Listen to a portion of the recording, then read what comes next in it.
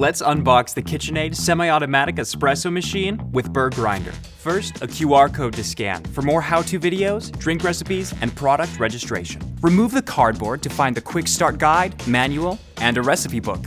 Under these, you'll see the water filter and holder. In this box, there's a portafilter with a double-wall, double-shot filter basket, labeled for easy ID. The portafilter has a flat base for stable tamping, a notable feature.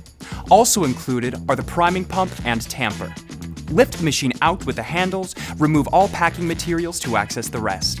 In this small box, there's a 12-ounce stainless steel milk pitcher. Up front is the control panel, on top is the removable bean hopper and lid, and around back is the removable water tank that holds 2.5 liters. Slide out the drip tray to access the accessory storage tray with a cleaning brush and 3 more filter baskets: single shot single wall, double shot single wall, and single shot double wall.